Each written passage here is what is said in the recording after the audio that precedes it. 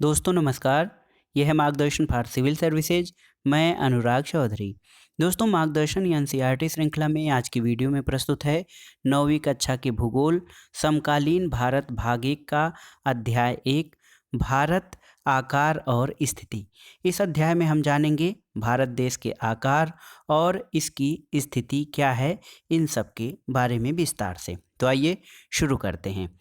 दोस्तों भारत विश्व की प्राचीनतम संस्कृतियों में से एक है। आप जानते हैं कि भारत विश्व की प्राचीनतम यानी बहुत पुरानी संस्कृतियों में से एक है और पिछले 5 दशकों में भारत ने सामाजिक आर्थिक रूप से बहुमुखी उन्नति की है।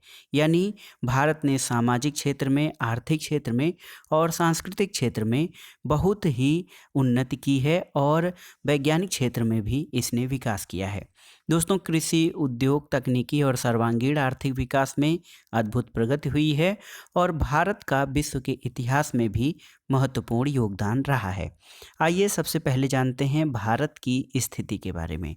दोस्तों भारत एक विशाल देश है और ये उत्तरी गोलार्ध में स्थित है। तो याद रखिएगा, भारत एक बड़ा देश है और ये उत्तरी गोलार्ध में स्थित है। दोस्तों इसका मुख्य भाग 8 डिग्री 4 मिनट उत्तर से लेकर 37 डिग्री 6 मिनट उत्तरी अक्षांश और देखिए 68 डिग्री 7 मिनट पूरब से 97 डिग्री 25 मिनट पूर्वी देशांतर तक इसका विस्तार है। और कर्क रेखा जो है 23.5 डिग्री उत्तर में देश को जो है कुल मिलाकर 2 बराबर भागों में बांटती है।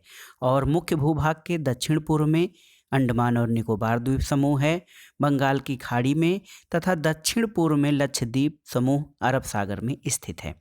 तो मुख्य भूभाग के दक्षिण पूर्व में अंडमान निकोबार द्वीप समूह है, ये बंगाल की खाड़ी में है। और दक्षिण पश्चिम में जो लक्षद्वीप समूह है ये आपका अरब सागर में स्थित है। दोस्तों एटलस की सहायता से आप इनका जो है विस्तार देख सकते हैं और इनकी स्थिति भी देख सकते हैं। एक प्रश्न है आपसे कि क्या आपको पता है दोस्तों भारतीय संघ राज्य का सबसे दक्षिणी बिंदु, इसको इंदिरा पॉइंट या इंदिरा पॉइंट या इंदिरा बिंदु कहा जाता था, 2004 में सुनामी लहरों के कारण समुद्र में जलमग्न हो गया था। स्थिति आपने देख लिया कि भारत की स्थिति कहाँ पर है। और अब आइए जानते हैं आकार के बारे में। दोस्तों भारत के भूभाग का कुल क्षेत्रफल लगभग 32.8 लाख वर्ग किलोमीटर है। तो याद रखिएगा, मोटे तौर पर भारत के भूभाग का कुल क्षेत्रफल 32.8 लाख वर्ग किलोमीटर है और भारत का क्षेत्रफल दुनिया के कुल क्षेत्रफल का, भौगोलिक क्षेत्रफल का 2.4% है। दोस्तों जो चित्र है उससे आप समझ सकते हैं कि भारत जो है दुनिया का 7वां बड़ा देश है। क्षेत्रफल के आधार पर भारत दुनिया का 7वां बड़ा देश है और भारत की स्थल सीमा रेखा लगभग 15,200 किलोमीटर और समुद्री तट रेखा अंडमान और निकोबार द्वीप समूह और लक्षद्वीप समूह के साथ 7,516.6 किलोमीटर है। तो बहुत ही महत्वपूर्ण है। मोटे तौर पे अगर जो देखा जाए तो भारत एक विशाल देश है और ये क्षेत्रफल के आधार पर दुनिया का 7वां बड़ा देश है और इसका जो भारत का क्षेत्रफल है दुनिया के कुल क्षेत्रफल का 2.4% है। दोस्तों भारत के उत्तर पश्चिम, उत्तर तथा उत्तर पूर्वी सीमा पर नवीनतम बलित पर्वत स्थित है। भारत के उत्तर पश्चिम में, उत्तर में और उत्तर पूर्वी सीमा पर नवीनतम बलित पर्वत है और इसके दक्षिण का भूभाग जो है उत्तर में चौड़ा है और 22 डिग्री उत्तरी अक्षांश से हिंद महासागर की ओर संकरा होता गया है। और भारत के पश्चिम में देखा जाए तो अरब सागर है और पूरब में बंगाल की खाड़ी स्थित है।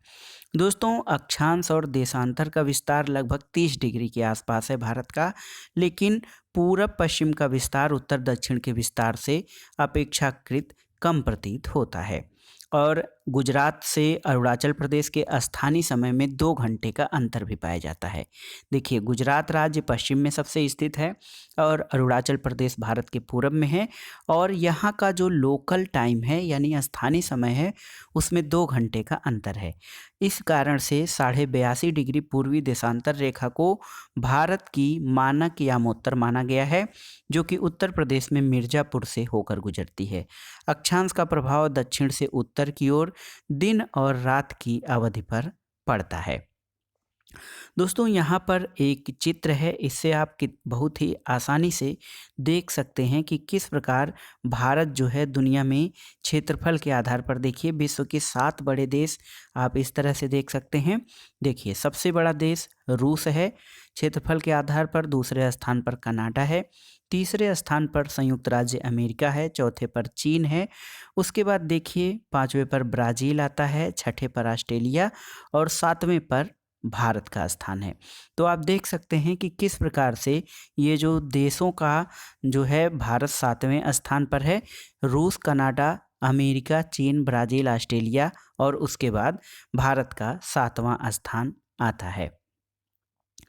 दोस्तों 82.5 डिग्री पूर्वी देशांतर को भारत की मानक यामोत्तर रेखा क्यों माना जाता है, इस बारे में ये निश्चित आपने यहाँ पर अभी पढ़ा है कि गुजरात और अरुणाचल प्रदेश के स्थानीय समय में 2 घंटे का अंतर पाया जाता है। इसलिए भारत में जो समय की अनुकूलता या उसके एक सामान्यीकरण के लिए 82.5 डिग्री पूर्वी देशांतर को भारत की मानक यामोत्तर रेखा माना जाता है, ताकि जो है समय की भिन्नता को सुमेलित किया जा सके। दोस्तों भारत और विश्व जानने से पहले यहाँ पर देखिए एक भारत और विश्व का एक मानचित्र दिया गया है। यहाँ से आप आसानी से समझ सकते हैं जो मोटे तौर पर भारत और विश्व के अन्य देशों के, यहाँ पर भारत देखिए पीले कलर में यानी येलो कलर में भारत को दिखाया गया है। देखिए सबसे बड़ा महाद्वीप एशिया है, आप इसको देख सकते हैं। उसके बाद यहाँ ब्लू कलर में यूरोप को दिखाया गया है, धानी कलर में या हल्के हरे कलर में अफ्रीका महाद्वीप को दिखाया गया है, दक्षिण अमेरिका है यहाँ पर और ये उत्तर अमेरिका महाद्वीप है। इसके अलावा ऑस्ट्रेलिया महाद्वीप यहाँ पर स्थित है। देखिए ऑस्ट्रेलिया यहाँ पर, ये प्रशांत महासागर है। देखिए प्रशांत महासागर का विस्तार जो है ग्लोब पर, एक अगर जो ग्लोब को दोनों सिरों को मिला दिया जाए तो प्रशांत महासागर, उसके बाद अटलांटिक महासागर है। देखिए यहाँ पर हिंद महासागर है। इसके अलावा अंटार्कटिक, ये जो है श्वेत महाद्वीप या श्वेत महासागर इसको कहा जाता है। तो दोस्तों यहाँ पर आप विश्व के जो है संपूर्ण इसको ग्लोब के आकार में इसको देख सकते हैं। इसमें भारत की स्थिति को कैसे दर्शाया गया है पीले कलर से। आइए जानते हैं भारत और विश्व के बारे में। दोस्तों भारतीय भूखंड जो है महाद्वीप के पूर्व और पश्चिम के मध्य में स्थित है। भारतीय भूखंड जो है एशिया महाद्वीप के पूर्व और पश्चिम के मध्य में है और भारतीय भूभाग एशिया महाद्वीप का दक्षिणी विस्तार है। तो याद रखिएगा भारतीय भूभाग जो है ये एशिया महाद्वीप का दक्षिणी विस्तार है, इसलिए दक्षिण एशिया में भारत की केंद्रीय स्थिति मानी जाती है। भारत साउथ एशियन कंट्रीज के अंतर्गत शामिल है अगर जो विश्व राजनीति की बात हम करें तो। दोस्तों हिंद महासागर जो कि पश्चिम में यूरोपीय देश और पूर्वी एशियाई देशों को मिलाता है, भारत को केंद्रीय स्थिति प्रदान करता है। दक्षिण का पठार हिंद महासागर में शीर्षवत फैला हुआ है और पश्चिम एशिया, अफ्रीका और यूरोप के देशों के साथ साथ पूर्वी एशिया के देशों से भी पूर्वी तट के माध्यम से निकटतम संबंध बनाए हुए है। हिंद महासागर में किसी भी देश की तटीय सीमा भारत जैसी नहीं है। हिंद महासागर की स्थिति के कारण ही जो है भारत एक केंद्रीय स्थिति हिंद महासागर के कारण पाता है और इस महत्वपूर्ण स्थिति के कारण ही एक महासागर का नाम इसके नाम पर रखा गया है। दोस्तों भारत को हिंदुस्तान या हिंद प्रदेश भी कहा जाता है, तो हिंद महासागर जो है इसका नाम भारत के नाम पर ही रखा गया है। एक तथ्य आपके लिए कि सन 1869 में स्वेज नहर के खुलने से भारत और यूरोप के बीच की दूरी जो पहले बहुत अधिक हुआ करती थी, अब ये 7000 किलोमीटर कम हो गई है। तो ये बहुत ही महत्वपूर्ण है, भारत और यूरोप के बीच की दूरी 7000 किलोमीटर कम हो गई है जब 1869 में स्वेज नहर खुल गया है। यहाँ पर देखिए दोस्तों भारत की स्थिति को दर्शाया गया है और बहुत ही जो है भारत के विस्तार और मानक रेखा को यहाँ पर आप समझ सकते हैं। देखिए यहाँ पर देखिए 37 डिग्री 6 मिनट उत्तरी और यहाँ पर 8 डिग्री 4 मिनट ये पूर्वी देशांतर है। इसके अलावा यहाँ पर देखिए दोस्तों 97 डिग्री 25 मिनट पूरब में और पश्चिम में 68 डिग्री 7 मिनट का विस्तार है। और यहाँ से लेकर यहाँ तक पूरब और पश्चिम से अगर जो भारत का विस्तार देखा जाए तो कुल 2933 किलोमीटर है। और उत्तर से दक्षिण तक भारत का विस्तार 3214 किलोमीटर है। यानी 300 किलोमीटर के आसपास का अंतर है पूरब पश्चिम और उत्तर दक्षिण के विस्तार में। इसके अलावा देखिए यहाँ पर मानक यामोत्तर रेखा जो 82.5 डिग्री मानी गई है, 82.5 डिग्री पूर्वी देशांतर, इसे भारत की मानक यामोत्तर रेखा माना गया है। आपको बताना है दोस्तों कि ये मानक यामोत्तर रेखा किन राज्यों से होकर गुजरती है। आपके लिए एक क्वेश्चन है कि मानक यामोत्तर रेखा भारत के किन राज्यों से होकर गुजरती है। देखिए जो हमने अभी पढ़ा है कि अंडमान और निकोबार द्वीप समूह, इसका विस्तार आप देखिए बंगाल की खाड़ी में है और लक्षद्वीप अरब सागर में स्थित है। दोस्तों इसके अलावा यहाँ पर इस चित्र में भारत और इसके प्रमुख अंतर्राष्ट्रीय मार्गों को दिखाया गया है। इस चित्र में देखिए किस प्रकार से भारत जो है हवाई मार्ग यानी वायु मार्ग और समुद्री मार्गों से दुनिया के विभिन्न देशों से जुड़ा हुआ है। यहाँ पर देखिए मुंबई एक प्रमुख समुद्री मार्ग है जो कि स्वेज नहर से होकर ये यूरोपीय देशों तक पहुँचता है। इसके अलावा देखिए मुंबई बंदरगाह से अरब सागर होकर यह दक्षिण अफ्रीका तक, अफ्रीका के देशों तक, अफ्रीका महाद्वीप के देशों तक पहुंचता है। इसके अलावा हिंद महासागर से होते हुए ये दक्षिण पूर्व एशिया के देशों तक इसकी पहुंच बनती है।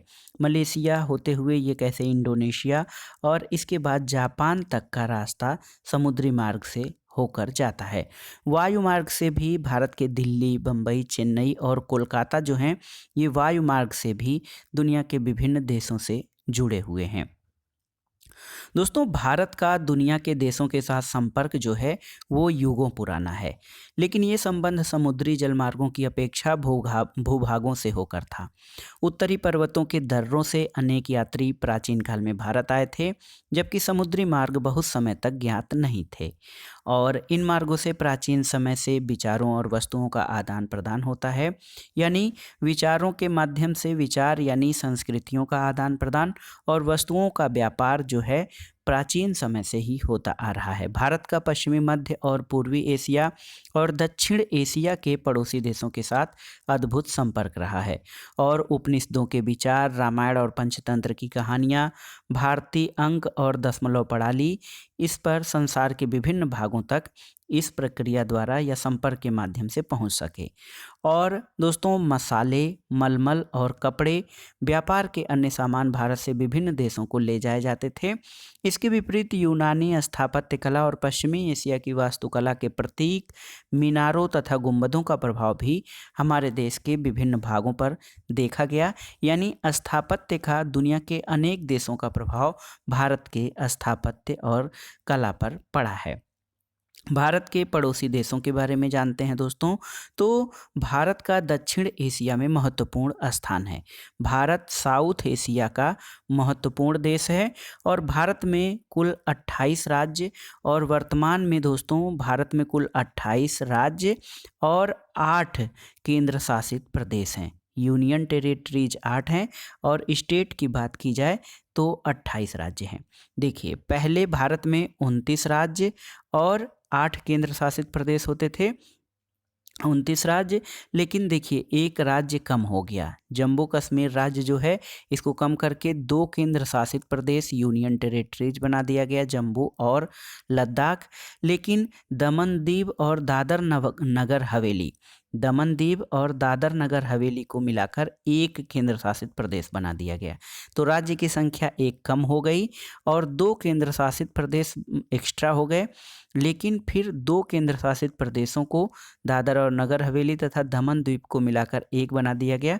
तो वर्तमान में देखा जाए तो भारत में 28 राज्य और 8 केंद्र शासित प्रदेश हैं। दोस्तों भारत भूमि की जो सीमाएं हैं उत्तर पश्चिम में पाकिस्तान और अफगानिस्तान के साथ, उत्तर में चीन यानी तिब्बत, नेपाल और भूटान के साथ तथा पूर्व में म्यांमार और बांग्लादेश के साथ मिलती हैं। देखिए, दक्षिण में समुद्र पार हमारे पड़ोसी दो द्वीप समूह राष्ट्र जो हैं श्रीलंका और मालदीव हैं, ये समुद्री सीमा निर्धारित करते हैं। और भारत और श्रीलंका के बीच में छोटा सा समुद्री रास्ता पाक जलसंधि यानी पाक स्ट्रेट और मन्नार की खाड़ी हैं। दोस्तों, मालदीव लक्षद्वीप समूह के दक्षिण में स्थित है। अपने पड़ोसी देशों के साथ भारत के भौगोलिक और ऐतिहासिक संबंध बहुत अच्छे रहे हैं। और अपने एटलस में आप एशिया के मानचित्र में भारत को देख सकते हैं कि ये किस प्रकार अन्य देशों से अलग दिखाई पड़ता है। तो यहाँ पर देखिए दोस्तों, एक तथ्य है आपके लिए कि सन 1947 से पहले भारत दो प्रकार के राज्य थे। भारत में प्रांत और रियासतें। वायसराय द्वारा नियुक्त अंग्रेज जो है अधिकारी प्रांतों पर शासन करते थे और रियासतों का शासन स्थानीय शासकों द्वारा पैतृकता के आधार पर अंग्रेजी शासकों की प्रभुसत्ता मानकर स्वायत्तता से किया जाता था।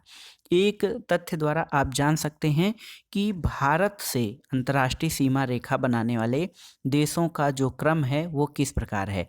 तो BCPNMBA भारत से जो देशों का या अंतर्राष्ट्रीय सीमा रेखा बनाने वाले देशों का क्रम है। सबसे अधिक या सबसे लंबी सीमा रेखा बांग्लादेश से, दूसरे स्थान पर चीन है, तीसरे स्थान पर पाकिस्तान है, चौथे पर नेपाल है, फिर पांचवें पर म्यांमार है। उसके बाद देखिए भूटान, फिर अफ़गानिस्तान का नंबर आता है। अफ़गानिस्तान से भारत की सीमा रेखा, अंतर्राष्ट्रीय सीमा रेखा बहुत थोड़ी सी कुछ किलोमीटर में मिलती है। तो दोस्तों, यहाँ पर आप भारत और उनके पड़ोसी देशों को इस चित्र के माध्यम से देख सकते हैं। भारत के पड़ोसी देशों में देखिए पाकिस्तान है, अफ़गानिस्तान है, बहुत थोड़ा सा हिस्सा अफ़गानिस्तान से भारत का टच करता है। इसके अलावा नेपाल है, चीन है, भूटान है और बांग्लादेश है, म्यांमार है। देखिए यहाँ पर म्यांमार भी भारत से सीमा बनाता है। इसके अलावा आप देख सकते हैं कि कर्क रेखा भारत के राज्यों से होकर गुजरती है। एक प्रश्न ये बनता है कि कर्क रेखा भारत के कितने राज्यों से होकर गुजरती है। तो आप देखिए, गुजरात से, राजस्थान से, मध्य प्रदेश से, झारखंड से, पश्चिम बंगाल से, त्रिपुरा और मिजोरम से होकर दोस्तों कर्क रेखा गुजरती है। आप देख सकते हैं कि किस प्रकार से इन राज्यों से होकर ये कर्क रेखा गुजर रही है। इसके अलावा भारत और उसके पड़ोसी देशों का आपने देख ही लिया। यहाँ पर देखिए बंगाल की खाड़ी और अरब सागर यहाँ पर दर्शाए गए हैं। मालदीव जो है समुद्री सीमा यहाँ पर, और श्रीलंका, मालदीव और श्रीलंका जो है हिंद महासागर में स्थित हैं, जो कि भारत की जो है सीमा यहाँ पर निर्धारित होती है। यानी भारत के समुद्री सीमा बनाने वाले पड़ोसी देश श्रीलंका और मालदीव हैं। तो कुल मिलाकर दोस्तों, ये था जो हमारा अध्याय कि भारत आकार और स्थिति किस प्रकार से है भारत की विश्व में, उसको आपने देखा। यहाँ पर एक फैक्ट आप जान लेते हैं। स्कूल भुवन एक पोर्टल है दोस्तों। स्कूल भुवन एक पोर्टल है जो देश के प्राकृतिक संसाधनों, पर्यावरण और सतत विकास में उनकी भूमिका के बारे में छात्रों के बीच जागरूकता लाने के लिए मानचित्र आधारित यानी मैप बेस्ड शिक्षा प्रदान करता है। और यह एनसीईआरटी पाठ्यक्रम के आधार पर भुवन NRAC इसरो की एक पहल है। और आप माध्यमिक स्तर से संबंधित भारत के विभिन्न मानचित्रों को देख सकते हैं। उसका देखिए यहाँ पर लिंक दिया गया है http://bhuvanapl.nrsc.gov.in MHRD मतलब ministry of human resource development NCERT। इससे आप जो है प्राकृतिक संसाधन, पर्यावरण और सतत विकास में उसकी भूमिका को जान सकते हैं इस वेबसाइट का अवलोकन करके। तो ये था आज का वीडियो दोस्तों। वीडियो बहुत ही महत्वपूर्ण रहा। इसमें आपने भारत के भूगोल के अंतर्गत भारत के आकार और स्थिति के बारे में जाना।